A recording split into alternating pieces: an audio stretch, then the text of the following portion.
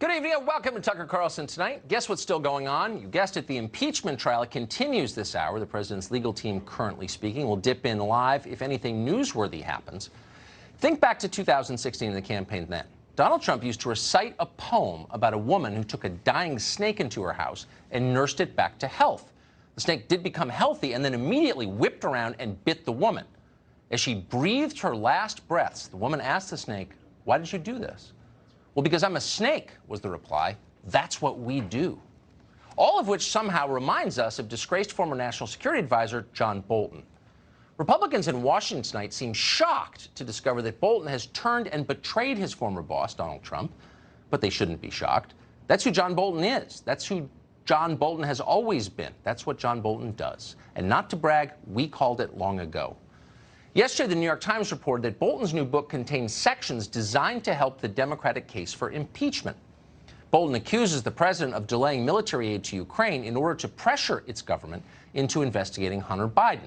Again, people in Washington seem stunned by this, or claim to be. If Bolton disliked Trump so much, they wonder, why did he join the administration? Well, the answer is simple. Bolton wanted war with Iran. He's always wanted war with Iran. He's obsessed with it. Here he is, for example, gleefully fantasizing about regime change there long before he became National Security Advisor. Watch. I have said for over 10 years since coming to these events that the declared policy of the United States of America should be the overthrow of the mullahs regime in Tehran. And that's why before 2019, we here will celebrate in Tehran. Thank you very much. In Tehran. But Iran wasn't Bolton's only target. He also wanted more war in Syria and war in Venezuela, too. He wanted the war in Afghanistan to continue until your great-grandchildren are too old to serve. And of course, like all neocons, he wanted war with Russia. Lots of it. In 2016, Bolton cited Russia as one of America's greatest threats. Can you imagine? But not China. For Bolton, every conflict was the final test of America's resolve and a chance to use overwhelming military force. Maybe because he never served in the military himself, Bolton genuinely, passionately loved war. In the end, of course, he didn't get it. Trump blocked him at the brink of more than one conflict. Bolton finally left in well-deserved humiliation. Bolton's resignation was one of the highlights of the president's first term, a day of celebration for normal people everywhere, but not in America's newsrooms. The media were sad to see John Bolton go. They love wars. Wars mean they get to move tanks around on a screen and talk about weapon systems. And so suddenly, for the first time, they love John Bolton. What a hero he was. Bolton is something different. He's one of them. And he's not prone to just lying. And you have to give him the benefit of the doubt on credibility because this president deserves zero. It did feel like we were marking time, and this was becoming a planned acquittal. Right. And yet we have a Perry Mason moment. Who are you going to believe, Donald Trump or John Bolton? You could believe probably a dead frog more than you could believe Donald Trump at this point. John Bolton is a lot of things, but able to be painted as the deep state actor is not one of them. So good luck with that. Republicans can now exhale and acknowledge that the earth is round, that Donald Trump is indeed corrupt. They can rely on a man who is the Republican version of Justice Scalia in foreign policy circles, a conservative's conservative. A conservative's conservative, says a liberal. In fact, the only thing John Bolton helped conserve over the past 20 years is Raytheon's stock price. He did a good job there. The many pointless conflicts he's been pushing are not conservative. They're just the opposite of that. They're a big part of the reason our middle class is dying. That seems obvious to you. It's not obvious here. In Washington, counterproductive wars are a virtue, not a vice. Just ask Mitt Romney, one of their biggest champions. Over the last week in the Senate, Romney has made a ton of ambivalent noises about having relevant witnesses testify to the public. Hunter Biden, Adam Schiff, the whistleblower who shall not be named? I'm not sure. Not really necessary, says Mitt Romney. But John Bolton? Mitt Romney would love to see his old friend John Bolton testify before Congress. Keep in mind that Bolton was once a, quote, senior foreign policy advisor to Romney's doomed presidential campaign, and clearly they're still friends.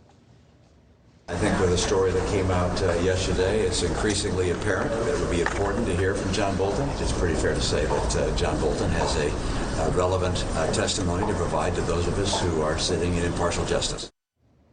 Will John Bolton testify? Who knows? Either way, it won't change the outcome. Trump will be acquitted. This is a totally stupid sideshow. We'll be embarrassed about it later. But it's worth taking this moment to pause and think about John Bolton himself for a moment anyway. How did a guy who disagrees so completely with everything that Donald Trump ran on and won on, how did that guy wind up in a position of power in the White House? Good question, because he's not the only one. Doug MacGregor is a retired U.S. Army colonel, author of the book Margin of Victory, our first choice for foreign policy analysis. We're glad to see you tonight, Colonel MacGregor. What do you make of John Bolton's turn? Well, first of all, I'm impressed with Washington, D.C. There's no other place on the planet where a man who could not be confirmed for the job as ambassador to the UN suddenly overnight is transformed into the minister of truth and the paragon of virtue that everyone should listen to. So no, this couldn't happen anywhere else but Washington, D.C. The second thing is what's really disturbing is something that you mentioned earlier.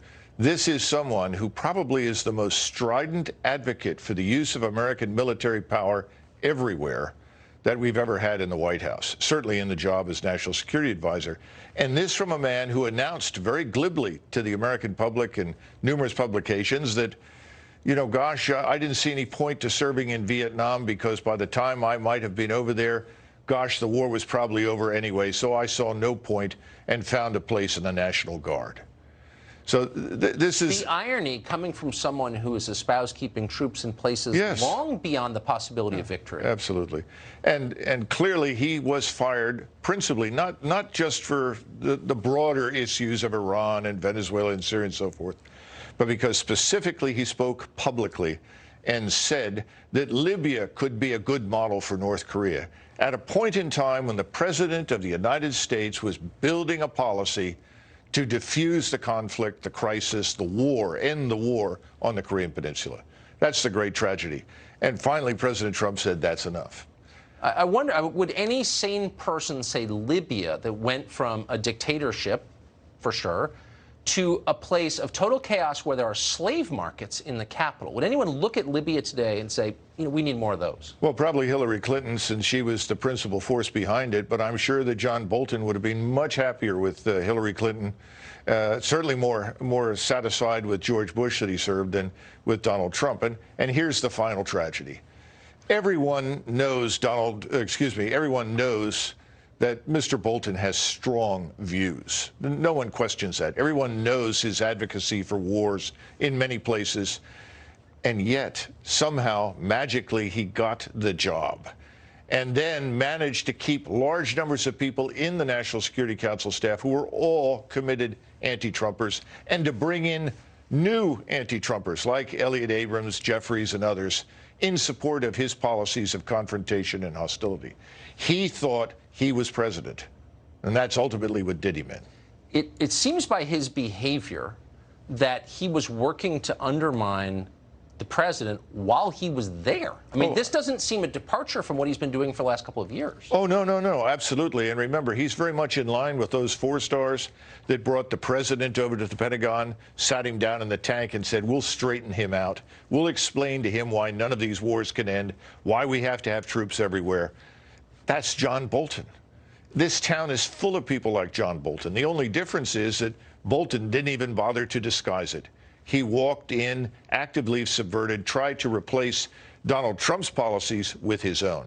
The tragedy is he was there so long and did so much damage. There are so many people in this city who've made fortunes pushing these wars, and I really hope that we take time on this show to expose them because they deserve to be exposed. Absolutely. You've made that point many times. Colonel, thanks so much for coming. Thank you. Tonight.